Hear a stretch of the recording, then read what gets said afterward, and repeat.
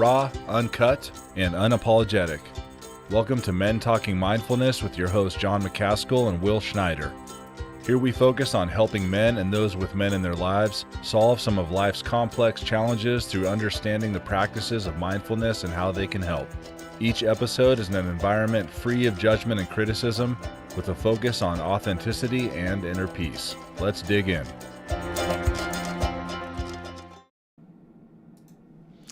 A few years ago, before I was practicing mindfulness, or I may have been practicing, but I just had a momentary loss of control. There was a utility worker driving too fast down my street, and I have kids, so I took it upon myself to stop this guy. I walked out into the street and stood right in front of his truck. Now, he could have run me over very easily. Thankfully, he did not. But he got out and he threatened me, and of course, I took this threat as a threat, and I reacted instead of responding. I reacted by yelling profanities back at him and calling him names, and then I proceeded to get right in his face, and we were both really, really close to coming to blows. Thankfully, a neighbor intervened, and this in itself was a crucial conversation. Crucial. And I did not handle it well. I didn't wake up that morning planning on having a yelling match that almost turned into a physical altercation in the middle of my street. I wasn't prepared for that crucial conversation. A whole lot of what we'll be discussing today is based on the book, Crucial Conversations, Tools for Talking When Stakes Are High by Joseph Grenny, Carrie Patterson, Ron McMillan, Al Switzler, and Emily Gregory, which I was reminded about by one of our listeners, Scott Drew. So thank you, Scott.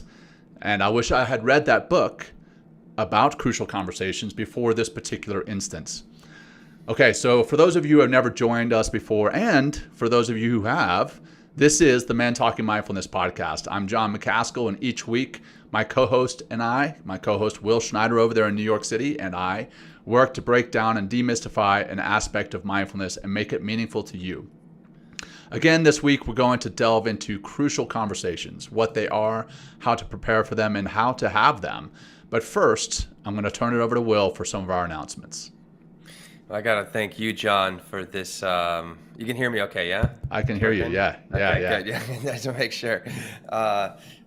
So I'm excited for this conversation today, and a big thanks to Scott for bringing this to us, because this is, I think, a conversation we need to have for other people to understand, so we're not all going around like fighting each other and acting like children. There's an adult way to deal with things. So anyway, that's right. As announcements, so there's still space for our Mindfulness Adventure Retreat coming up May 18th to the 21st in the east side of the United States in upstate New York. You're going to breathe, move, and get mindful over these 4 days and 3 nights, this immersive experience that also includes a 4-week post-integration program too.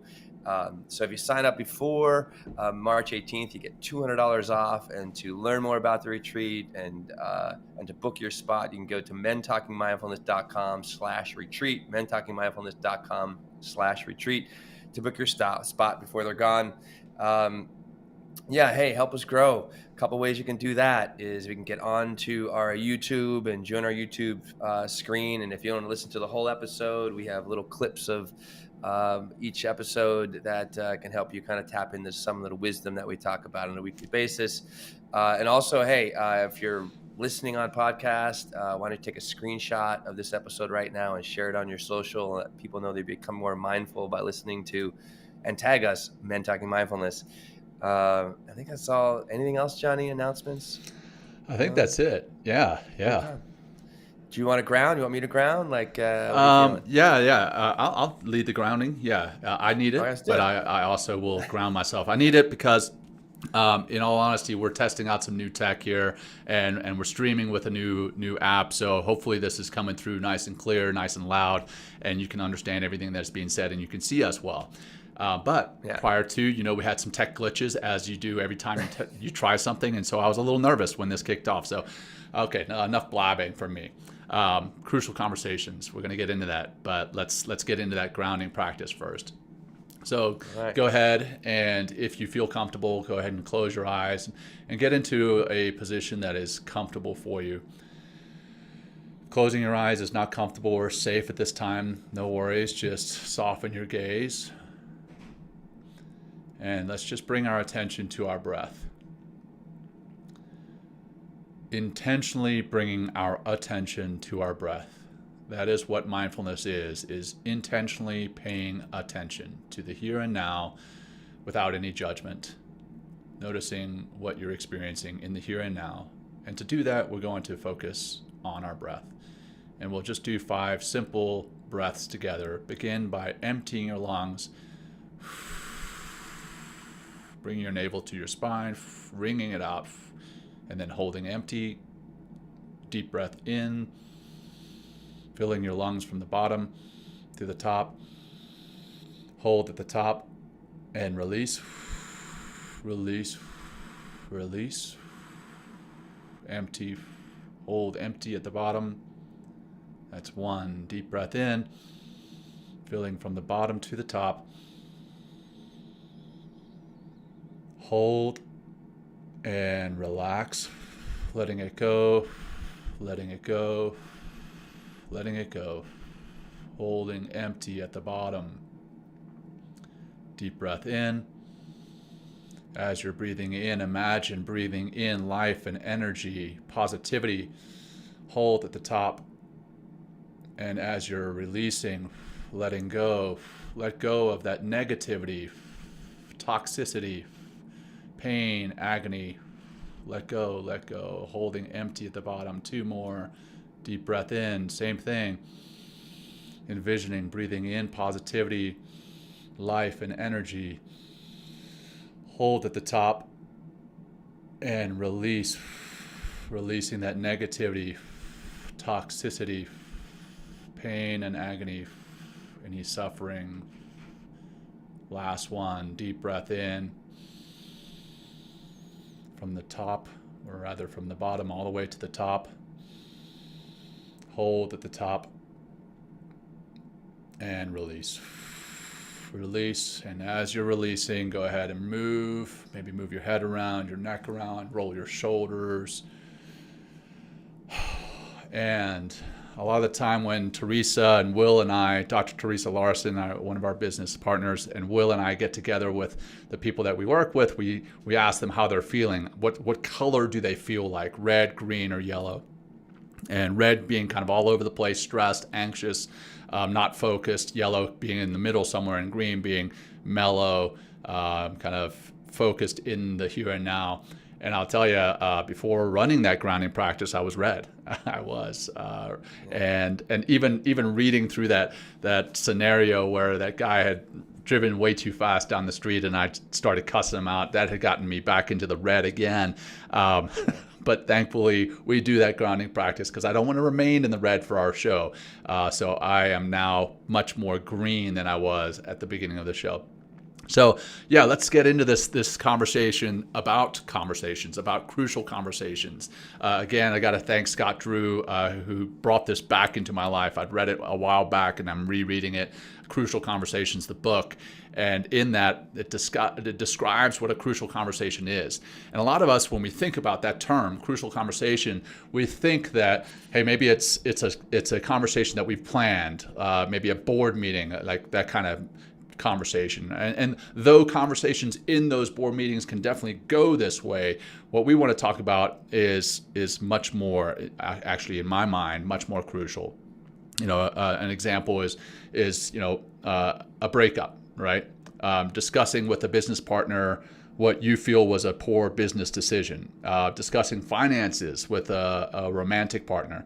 Giving or receiving feedback. And then telling your neighbor that the trash in her yard is lowering the property value of your whole neighborhood. And this was another true to life conversation that I had. We had a woman moving right next door that just trashed her backyard, and everyone else kept theirs nice and neat. And I did, in fact, have a conversation with her, and she took offense. Eventually, it ended well. I didn't cuss at her like I did the guy in the street, but it was a difficult conversation. So those are the conversations. What neighborhood you living in, John? I was living in a nice neighborhood until she moved in. And for my old neighbors who are listening, they'll know exactly who I'm talking about, and they'll be able to relate. But the what makes a crucial conversation crucial, and for that, I'm going to turn it over to Will to kind of discuss the three major components of a crucial conversation. Can you jump in on that? Yeah, for sure. And I think also, crucial conversation, as I was kind of doing the research for this, it's like, this could be like you asking for a raise, like you Absolutely. standing up for yourself in some way, and so what is a crucial, like three things that really define a crucial conversation is high stakes, right? So high stakes situation, you kind of mentioned earlier in that scenario that you went through, John, it's just like, you're this guy's driving, recklessly and fast through your neighborhood. So it's high stakes. You have kids, like you got to keep the neighborhood safe. So the stakes are high in the sense of like actually and confronting this guy, like actually standing in front of his vehicle and hopefully you're not going to get ready to run over. I don't like, recommend that. That is not part of how to handle a crucial conversation. Right. Yeah. So high stakes, right? And that was coming from your side. The second is varied opinions, which is interesting. Like this driver has one opinion of like, what the fuck is this guy doing? Why is he blocking I need to get off to my next, stop or whatever. And you're like, why is this guy driving like an asshole? Right. And then that's just kind of these varied opinions. Sometimes what comes with that, or the third part is these strong emotions on both sides. Because of what you're trying to, I guess, eventually solve together by having this conversation and getting to some sort of like, it could end in complete disaster, right? Or it could, as we kind of work through this particular show on crucial conversations, giving you tools and tactics to kind of master these crucial conversations by bringing awareness to what these elements are. So high stakes, varied opinions, and strong emotions are what really are the symptoms, I guess, is that a right way to say it? Symptoms of a crucial conversation, or what kind of brings forth a crucial conversation, or the components. That's the word I'm looking for. Well, let's talk about like how do we respond to these and how do we prepare for them? Again, a lot of these conversations are just going to pop up. You're not going to be prepared for them. You may be the initiator of the conversation, but the conversation you may not even anticipate going sideways. And once it does go sideways, how are you prepared for that? But if you are the initiator of what is a crucial conversation from the get-go, let's say I'm a boss, and I'm coming to someone to maybe let them go. I am a boss, damn it. But let's say in a scenario, I am a boss within an organization, okay? And I'm going to be letting someone go. That I need to prepare mentally for. But they're most likely, unless they've just been a complete poor performer and they know that they're going to get let go, they're most likely not prepared for that conversation. So how do we respond to these? Well, one, again, we're poorly prepared, but we respond on the initiator side. We can respond or even react poorly from the get-go because we think in our mind that this is going to be a threat to the other person, or we think that we are going to make the situation worse for the other person. So instantly we're kind of posturing for a poor, crucial conversation. On the other side, if you're not anticipating this conversation, you get blindsided. So now you see this conversation as a threat, and then you start to react just as though it were, in fact, a life-threatening event. Again, just as we've discussed on the show before, why mindfulness is so important.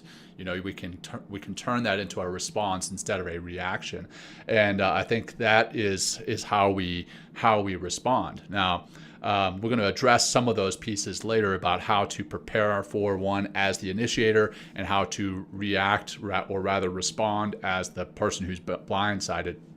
But yeah, I think it's important to discuss, why we as the initiator or the person who's blindsided, the receiver, is how we receive these, how we respond to them, and then how we can change that response or reaction. So yeah, let's talk about that a little bit, and then let's kind of break down ways to prepare ourselves or to actually have that conversation in a much better way, so that we both parties in the conversation feel safe and as though there's going to be a nice free flow of conversation. Over to you. Well, right from the top, I think it's like you're talking about like coming from that place of reacting versus responding. And in the reaction nature of this, we're emotionally attached, emotionally driven, and therefore taking actions based on emotions. And those emotions could have actually no factual basis in reality at all, right? So that's like, I think, one thing to understand about when we're reacting, and even like, being the receiver of this particular conversation, you get in that defensive crouch and ready to kind of like fight back, right? So that's also driven by an emotion as well. But you said at the top, we can, one of the ways of not getting blindsided is the practice of mindfulness, like just being present, getting in your breath, understand we're being triggered. Like it's a big thing. Like you mentioned in notes here, the STEA process. It's like stimulus, thought, emotion, action, right? It's present here in these crucial conversations, whether you're the giver or the receiver, right? So if we can kind of mitigate the stimulus and the trigger of this conversation in the sense of like taking a step back and be like, okay, hey, this guy's coming at me. He obviously has a problem. I'm going to take a breath, ground myself, open up, listen instead of attached to my emotions, and then taking those actions based on an emotional response, right? That's reaction.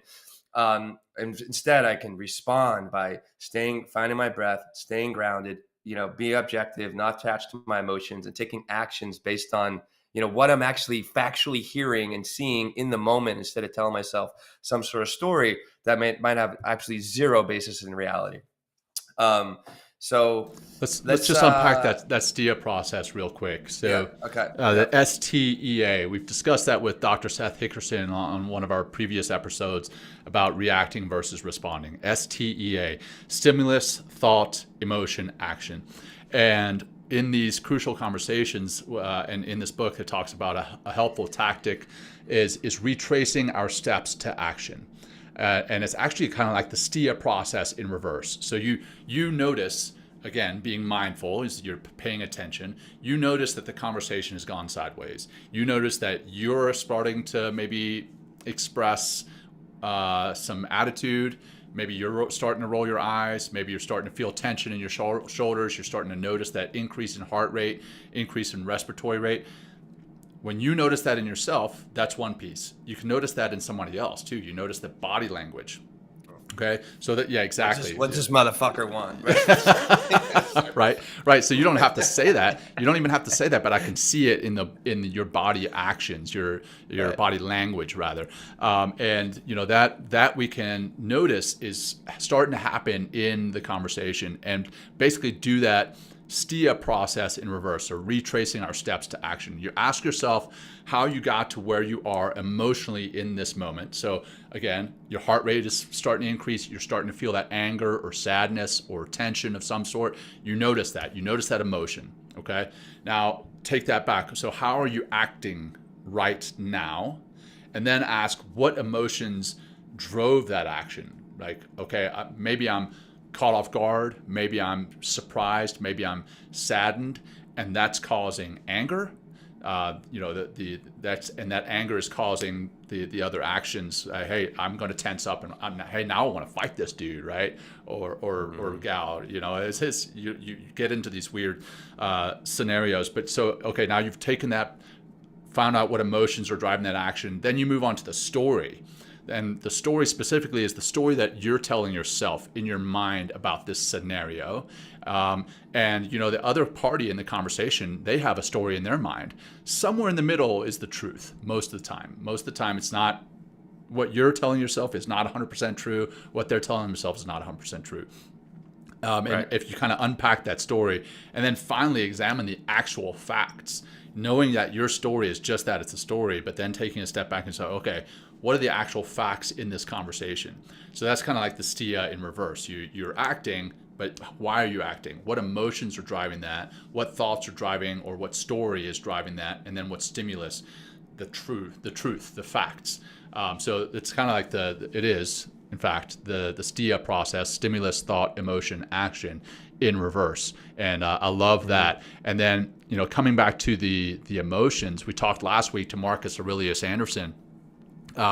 he had a really great point in our show. He said emotion, and in his book, he says emotions assassinate the truth.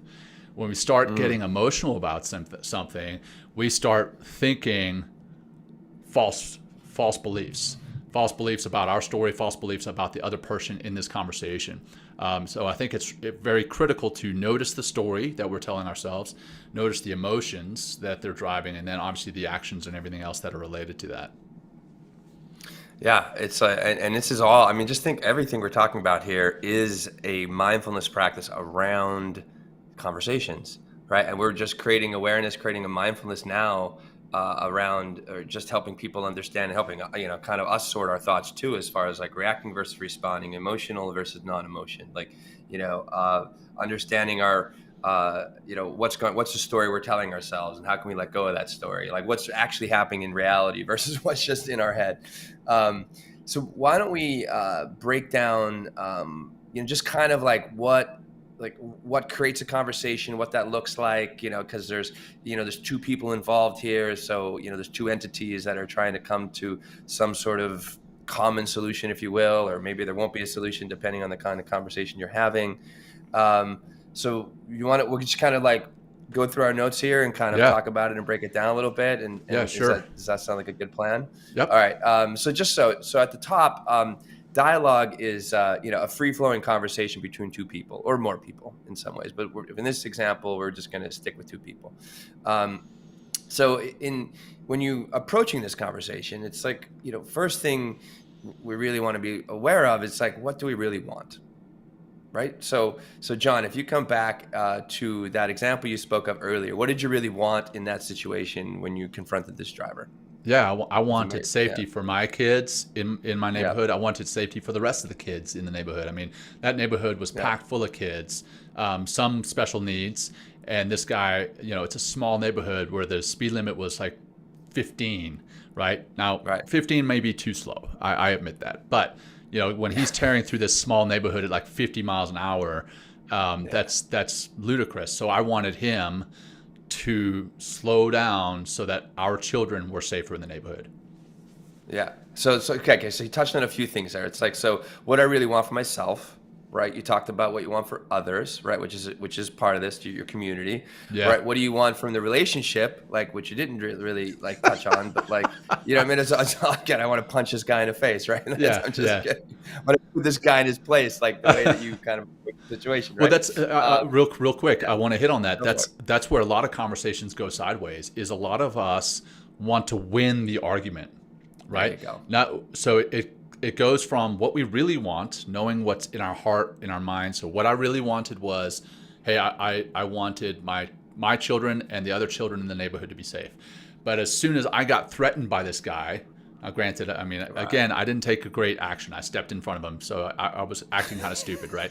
But as soon as he steps out and starts threatening me, then my want suddenly changes from saving the kids in the neighborhood and my kids to winning the argument. I'm the alpha male here, damn it. I'm going to win this, which, it comes back to what we've talked about before about, the toxic masculinity or the confined masculinity. In this kind of instance, I am the protector, and I've gone from the protector into now I'm the conqueror, and I'm going to conquer this conversation, right? And that's where we get wrapped up is in the conversation, this crucial conversations. Now we don't just want to have the conversation; we want to win the argument.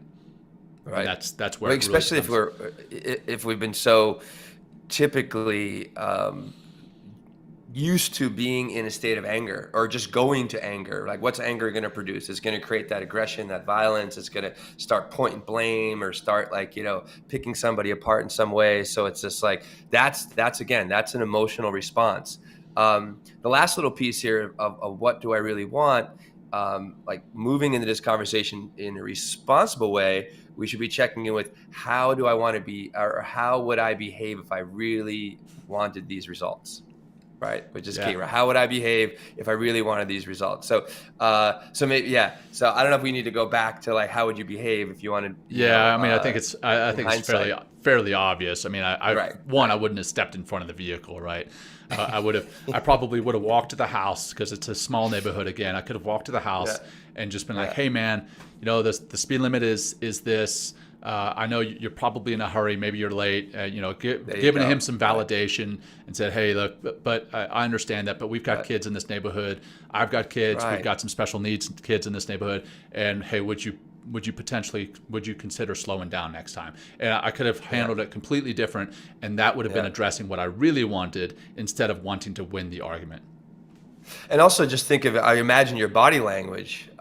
Imagine the body language of that want, instead of like, hey, I need to talk to you.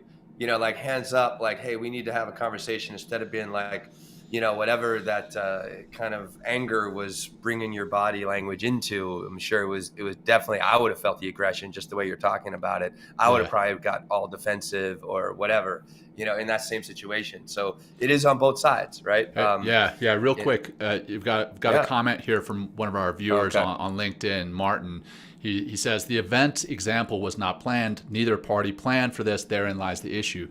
And then he goes on saying that each individual action are based on how they are wired. Yes. Hard to think through in the moment. Yes, absolutely, Martin. Yeah. But that's kind of one of the points in this conversation, is that so many of these crucial conversations are not planned. And how we react in those conversations that are not planned is crucial. Right, for lack of a better term. Where are we playing from? Are we coming from a grounded, non-attached emotional place? Are we coming from a, being, drinking the emotional Kool-Aid and getting on that rush, and then boom, and just reacting from an emotional place? Like, I think it's really clear to check in with the emotion. Again, that's why your meditation is so important. That's why it's important to, get deeper into your breathing practices, so you can literally regulate yourself in that moment. Right. Right. Let's go to the next part here. So this is, again, we're breaking down what a dialogue is and what a conversation is. So in order for this to take place in a fruitful way, safety is key, right? Safety from both sides. And this is what the feeling within the dialogue. So I don't feel threatened by Jon, right? I'm putting myself as the driver now. I don't feel threatened by Jon, but I can experience Jon as he has a problem and he's coming to me for that solution, right? Totally different way of doing things. So when you're feeling so here's what happens. There's two symptoms that arise, right? When we feel unsafe, right? Or so two things that kind of happen, or two ways that we can begin to behave when we're feeling unsafe, right? That's either we get silent or we get violent, right? When we get silent, our actions will be, even though we are silent, it'll be withhold. And actually, silence is kind of we're withholding.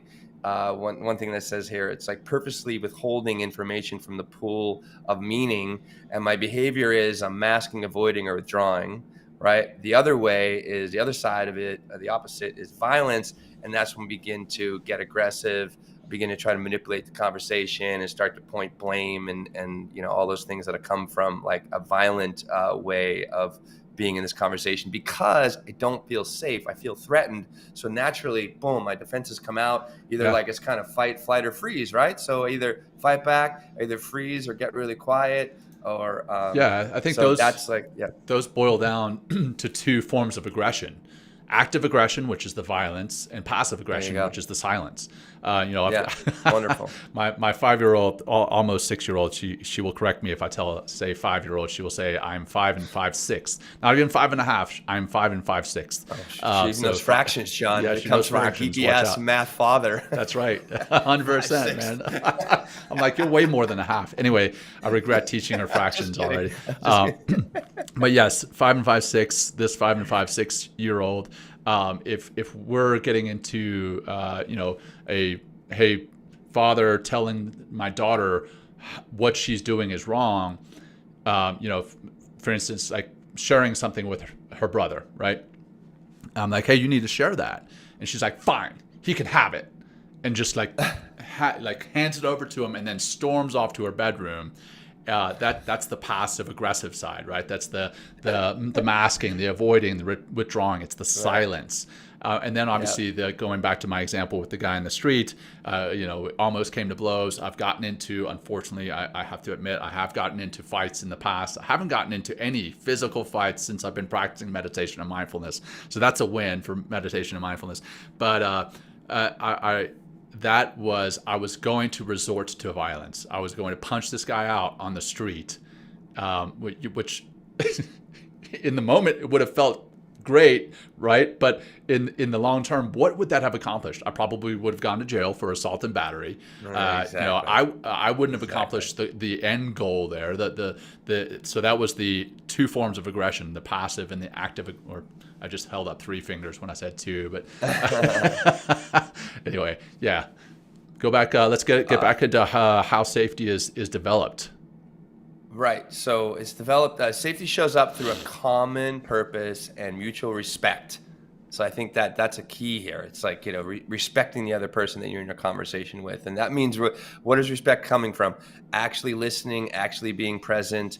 Maybe that from an active listening point of view, maybe kind of repeating what they said or trying to clarify what they said in some ways is a huge sign of respect. And it's like, also active listening is a huge sign of compassion as well. So if you're in that space of compassion and actively listening, it's like, you're already setting up this conversation for some success, later on as the conversation moves through. And also,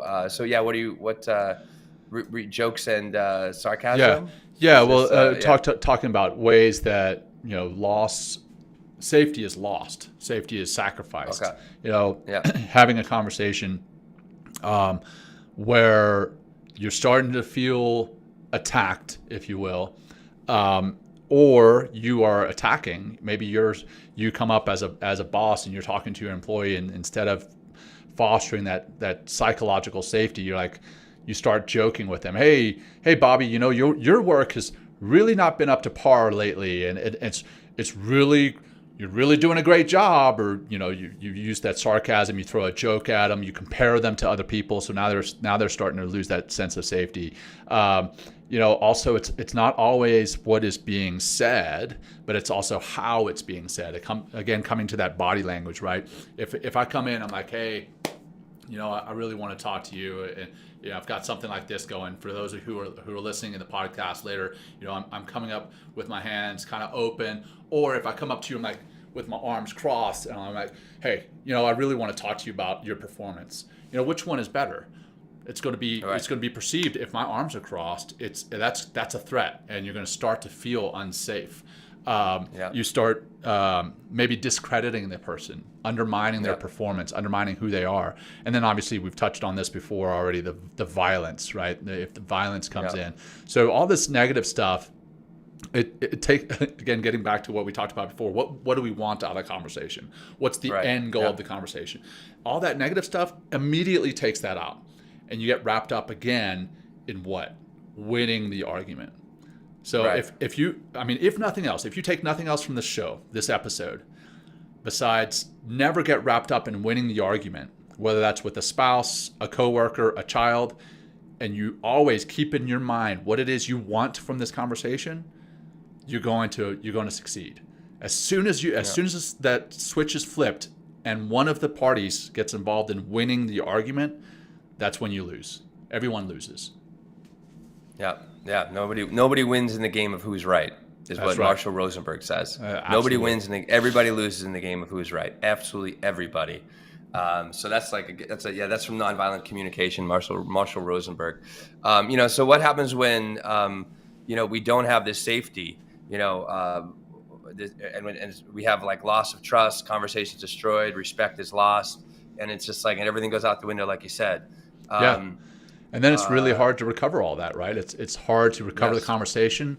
It's hard to recover the respect and trust. I mean, as soon as you start bringing a lot of that negativity into the conversation, now it does become an argument more so than a conversation. Then all that's lost, and ways that you can recover that is one, pause, be mindful and take that pause in the conversation. Be like, hey, you know what? I don't feel comfortable in the way that this conversation is heading. maybe we need to come back, both of us take a breather. That's mindfulness, right? Taking that pause, breathing for a second, and then bringing some humility into the conversation. Being like, hey, you know what? Yeah, it's a big win. This is not at all how I intended this conversation to go. I'm really sorry for, being sarcastic, bringing jokes in, and then bring your story in, right? And admit that it is in fact that it's your story. Say, you know what, the story that I had in my mind was, I don't know, an example, a hypothetical example from a romantic relationship. The story that I had in my mind was that you were overspending money. And it's not necessarily a fact. That's the story that I had in my mind. But the story the counterpart might be, you know what, I was spending that money to buy you a birthday present or something like that. You've got to share those stories and kind of figure out what the true facts are. And that can help you to recover not only from the downward turn in the conversation, but also to recover that trust and that respect that was lost prior to. And I think that in and of itself is crucial to understand how you can recover the conversation once it's turned sideways and the relationship once it's gone sideways. And this is also with the story, I feel this is the mind working against us and being fueled by the emotions, right? So I feel angry, right? And then all of a sudden I'm like, why is this guy so, I keep coming back to your, why is this guy driving like this? Like what kind of asshole is he? And then all of a sudden you get his story, he's an asshole. And then, and then the imagination keeps running wild, which is keep fueled by your anger and your rage. And then by the time you get to this guy, you've already what judge, jury, and sanctioned him, just to do whatever his fate's going to be. Right. Instead of, detaching from the story, I think we can plug in here, John. It's like, there's that practice that we talked about on the show before. Stop, right? Yeah. Stop. STOP. Stop. Take a breath. Observe, right? And then proceed, right? STOP. Stop. Yeah. Take a breath. Observe. And so that's a great way to kind of like, oh wait, check yourself. It's like, wait. Am I getting wrapped up in a story here? Am I going to be pulled down into this rabbit hole of negativity in my imagination, fueled by my emotions, and then like making the situation worse? Or can I just like, oh wait, like I need to check myself. I feel an emotional response coming up. This is not we do not want to every time I've reacted emotionally in a lot of circumstances, 99.9% of the time, it did not work out well because of that story that I'm attached to. Right. And also because of that anger, that aggression, which is typically, or the need to be right, which is also driven by those emotions. It's like, I'm playing this game of who's right and nobody's going to win. Everyone's going to lose in that game of who's right. And it's also, again, it comes back to that detaching from that story, just objectifying, get down to the facts of what's actually going on. So where should we go next? We have, I think, you have the STATE acronym. You talked about STOP. STOP. Yeah. So why don't you cover the STATE acronym that you have in our notes? You know what I like here too, though, the path to action, right? I think this might be a good way to kind of like, get at, kind of put a lid on, or like just kind of get away from the story, right? So first we need to see and hear, right? So it's like, what is actually going on? What's the story I'm telling myself? What's the feelings that I'm having, and what's the actions that I can take, or more, or maybe likely to take from this particular, in this particular circumstance. Let me say, so rooting ourselves into reality is super important, right? Control our story so they don't control us. Okay. How to change the story we tell ourselves, retrace our steps. You talked about that earlier. Yeah. What's the action? What are the feelings? What are the story that drove the feelings, and what are the actual facts in the here and now that's going on? So in this STATE acronym, STATE, it share your facts, tell your story, right? Facts, the conclusion of your story. Ask others, encourage others to share these facts. We'll break this down in a second. Talk tentatively, use language that speaks to that you are sharing a story, not a nervous, you're not being a nervous wreck, and encourage, test. So let people know, that you are okay with what they have to say. Tone is very important.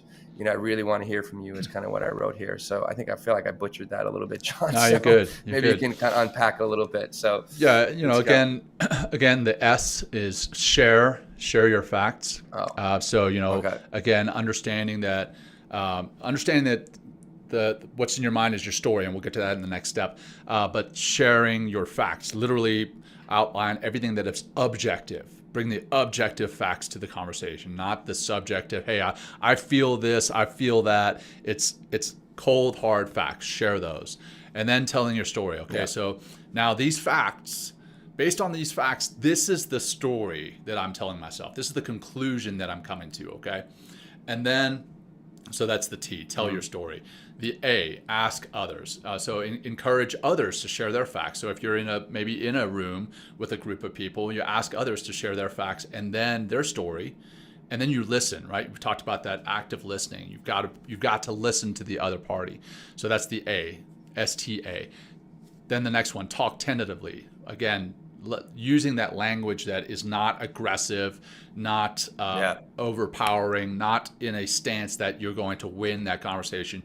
You are using that language where you're on the receive mode almost, and you want to be on that receive mode as much as possible. And then finally, the encourage, the E, encourage test. So let people know that you are okay with what they have to say, saying something like that. Like you said, I really want to hear from you. Hey, I want to hear what you have to say in this conversation. Encourage them to speak so that they can offer and contribute to the conversation. It is not a one-way conversation. I mean, unless there's going to be times when it has to be a one-way conversation, but more often than not, those crucial conversations are going to be those ones that we want to actually have a conversation, not just me talking at you.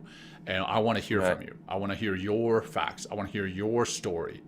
That's I think that's the STATE acronym, STAT. Share your facts, tell your story, ask others, talk tentatively, and encourage.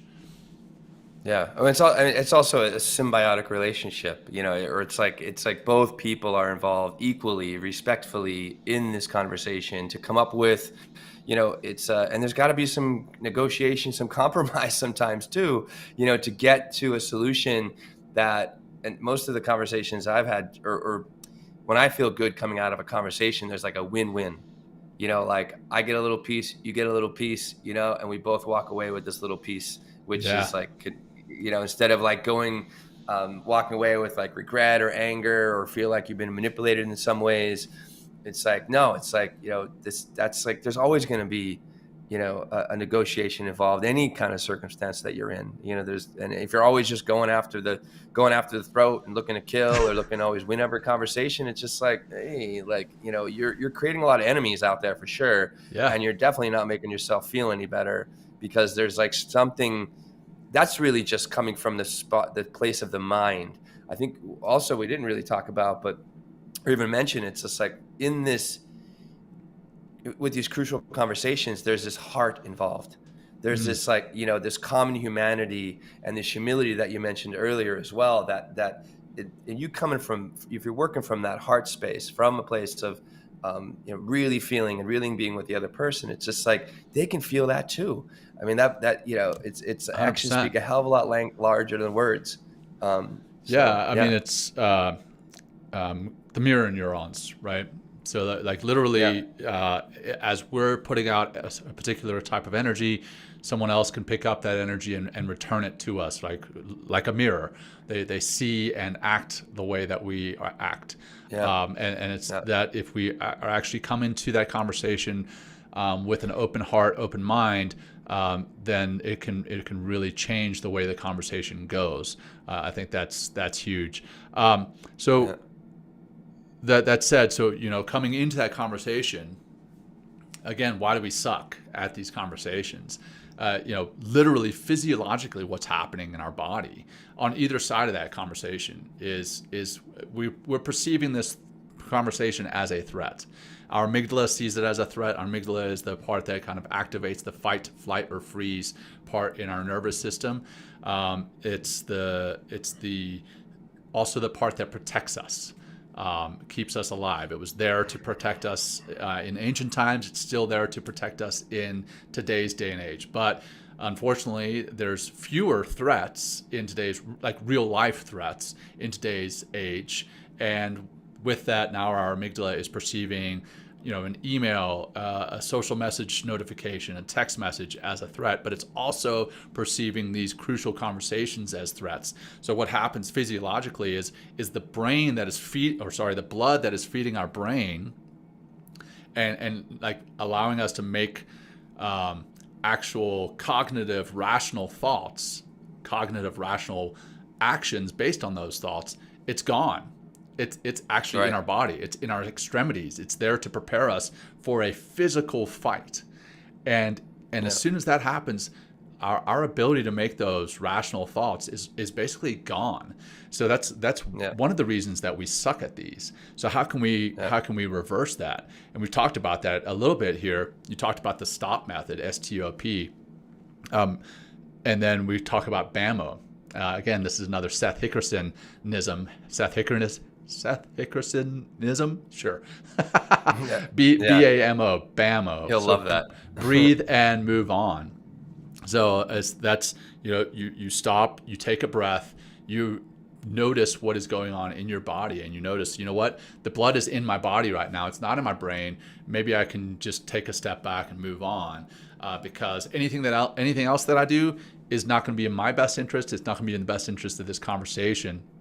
That's how I see mindfulness really coming into play. But then the meditations that we always talk about doing, living mindfully, that also physiologically changes the way that your brain is wired in the long term, so that you're better wired permanently for having these conversations. You're better prepared without knowing, right? So you don't know this conversation is coming, but you've been meditating. You've been living mindfully. You've been shrinking the amygdala so that you're less reactive and more responsive. You're thinking more rationally in the long term, always. So that's another way it comes into play. So I'd love to talk, if you would, Will, talk about... Let me just come back to that thought in a second, John. I think one thing that's also as coming up for me that you're talking about, it's like, as far as like making this more of a practice, it's like, I think part of this practice is like, what is the environment that you're constantly putting yourself into on a regular basis? Are you, turning on the news all the time, which is going to continually, every time. I only watch the news, John, when I go to the fucking gym. It drives me nuts. I mean, because that's like 30 TVs and 27 of these have the goddamn news on, and it's just like the apocalypse, like showing every single day, all the time, like like it's awful, right? But that can be further proliferated by what are you consuming in your social media, or how often are you tapping that? Are you constantly living in a state of anxiety and stress and looking at everybody as an enemy to whatever, right? And that's just going to happen often very naturally if you're in this state of anxiety, because you're in the amygdala is like kicking all this cortisol and stress hormones and stuff, and you're just like all this jacked up, and you just want to fight because you're already there. You're already revved up. You're already there. So it's like you think you're going to have a good fruitful conversation, respecting somebody else, actively listening to someone, understanding what they're saying. No, like you immediately, like everyone you look at, it's like asshole. You know what I mean? Like I don't care what he has to say or what they have to do. It's just like the whole world is just painted with images of enemies, instead of like thinking of the world as like, world's a good place. Like not everyone, John. I live in New York City. There's 8 million people here, right? We still live together in this city in as much harmony as you possibly can with 8 million people on a small island, right? And we do. I mean, we really do. New York gets a bad rap, but like there is a lot of respect here in the city. And just because you're having a bad day, it doesn't mean you need to roll out your bad day on everybody else. Right. And how are you starting your day? Yeah. How are you starting your day? I think is another one. You know, I mean, if you're getting up and like, what you're eating, consuming all this caffeine and sugar or whatever else, it kind of like, boom, like gives you absolutely no opportunity to be grounded and present in this moment. Wow. It's like, it just could be another miserable day for Yeah, you. yeah, Right? great So, points there, Will. Thank you for bringing those up. Again, if yeah, we're living in the red all the time, it's really all the hard for time. us to see anything from the green. If we're Yeah, like a race yeah, car constantly revved up, when we get threatened, we're already revved up. So now we're just going to say, take that as a threat, whatever the case may be. And then I right, love that you right. hit on the food. So if you're a new listener, we had an episode with Dr. Uma Naidu. Yes, there you go. This is your brain on food. What we eat really changes how we feel. And I'm not just saying, hey, how we physically feel, like, hey, I ate a pizza, so I feel down, like I feel kind of sluggish. No, like if you eat too much sugar, if you have too much caffeine, if you don't have a right number or a right amount of omega-3 fatty acids, your brain is not working optimally. And so you are perceiving the world in a different way. You're perceiving your life in a different way. So yes, I love the fact that you brought that in, and how important taking care of your own mental health, physical health is tied into having these effective, crucial conversations. And if you're continually wolfing down fast food, wolfing down, 800 milligrams of caffeine a day, so that you can get this great workout on, and then you end up not working out, it's gonna negatively affect you physically, but it's also gonna negatively affect you emotionally, mentally, and in these crucial conversations. And if you go into these crucial conversations feeling negatively already, you're gonna come out feeling even more so. And then you're gonna be like, you know what? That was a terrible conversation. Now I need to go to the bar and down 21 shots, right? So it's just this downward spiral. So I love that you brought that in, Yeah, man. Great, good stuff. yeah. That I don't remember being covered in the book, but I'm glad that we brought it in, man. It's No, awesome, I mean it's awesome just point. like we're talking. This Yeah. is men talking mindfulness, John. It's Oh, like I we know. need It's to be not. environment. We Yeah. need to be environmentally mindful, Yeah. like how we're showing up, what we're showing up to, like what's the input that we're bringing into our lives. That is intellectual input, like what we're hearing and seeing. That goes the input, what we're actually digesting and putting in our mouths, right? Mm-hmm. What are we consuming as far as like in other areas of our lives, and all those things, John, are going to create an output. And if you want to have a different output, then you better start putting different input in. It's the Right. only way it works. It's the only way it works. And this is like why, again, start meditating, start breathing, go out for a fucking walk, get in your body, like start to be a little bit more physically capable, which will help you to be more confident. So you can like step into this conversation, be like, everything's all right because I'm all right. You know what I mean? Yeah. I'm Yeah. good at myself. I'm good with the world. And if I'm good at myself, I'm good with the world. Like my perception of the world and the way that I am with the world is a completely different relationship. Instead of looking everything as a threat or an enemy or the apocalypse, it's like, oh, so you know what I mean? It's like Right. it makes a huge difference. It's like, Yep. so yeah, Yeah. this is Yeah. fun. Well, the other piece that I was going to ask you to address, but Yes, I'll go thank ahead you. and bring it up. Is we've talked about how mindfulness kind of prepares you for these conversations, both mentally and physiologically. But I want to talk about how mindfulness in the conversation itself is important, right? So again, Okay. mindfulness is really nothing more than awareness of the present moment, here and now, without any judgment. And if you're not being aware in a conversation, you will not notice when the conversation has turned. And what I mean by that is, hey, you start to address your spouse, a significant other, a friend at work, or rather a colleague or an employee at work. You start to address them and everything's going great. You're getting the north-south head nods from them. You're feeling good. And then suddenly you kind of see them maybe shudder. Or you start to, again, see them go from this open stance, kind of with an open heart, open mind, to the crossed arms stance. And now they're getting on the defensive, or maybe even on the offensive, and they're starting to actually turn things on like the aggressive side of things. If you don't notice that, you're never going to have an effective, crucial conversation. If you don't notice the turning of the tides in those conversations, you're not going to be able to put a stop to when things start turning sideways. So you have to be mindful, not just before the the conversations, but you actually have to be mindful in the conversations. And we've talked about that in our our episode on active listening and leading through listening, how important it is. But you really have to pay attention. Yeah, I think another thing that helps you to be more mindful when you're actually in that crucial conversation, if you have, I mean, it's not a spontaneous crucial conversation, but like if you're gonna go ask for that raise, or you need to have a challenging conversation with a loved one in some ways, it's like I've done this in the past, John. I've practiced with somebody. I like literally be like, hey, and like there's a step-by-step approach that when I did some work like 10 years ago with something similar to, it's called Momentum Education, something similar to Landmark, the way that they designed the program. Yeah.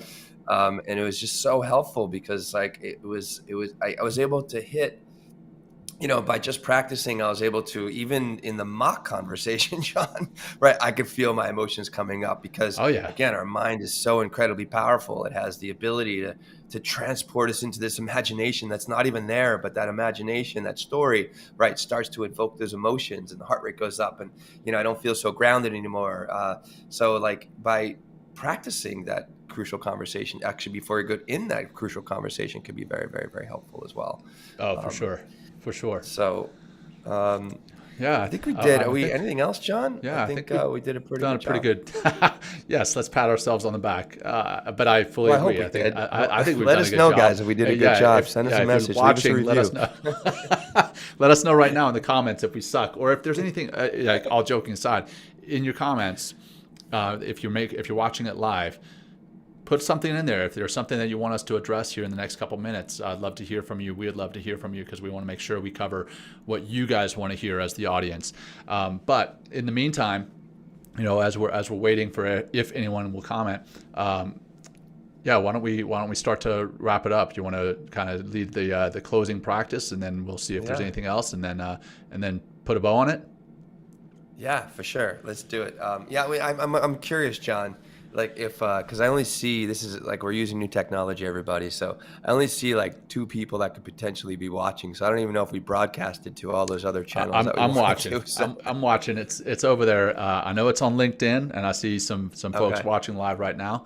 I believe it should be on the other platforms too. So we'll check I'm just curious. Check here shortly. I'm like a little blind over here, everybody. Like John's got all the controls and the bells and whistles, and I'm just like, I'm like the guest today. There we go. We got another comment. There we Thanks, go. Lisa. Thank you, Lisa. Okay, good. Okay, so at least we're not alone over here, John. Yes, we're All not. right, let's do that nice little grounding practice, and let's just exercise that BAMO breath, and anytime, any time that you're feeling like the kind of the stickiness of your emotions, wanting to kind of get a hold of your mind and get a hold of your body and take control of the entire circumstance that you're in, just doing this breath can help you detach and let go, objectify the experience, so you can get back to your heart, right? Stay in a grounded place and approach whatever that conversation, whatever that situation is, from a place that's grounded, calm, cool, connected. I mean, I can't speak enough about it. It makes a difference in your life, but you have to practice. It's practice. Okay, everybody, find that seat. All right, whatever you're doing, you can do this. Anything you're doing right now, except if you're talking. Let's exhale out. Empty out. Good. Let's take an inhale for 4 seconds. 3, 2, 1. Exhale out the mouth, like you're blowing out a candle. All the way out. Hit the bottom. And inhale again. Big breath. Fill from the bottom all the way to the top. Exhale out. A few more. In 4. See if you can really expand horizontally with that breath, down deep in the belly. Exhale out. 2 more. In.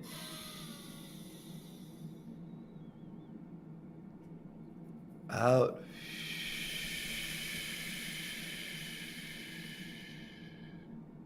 Last one. Go along for the ride. Inhale, fill with that power, that invigoration, that expansion.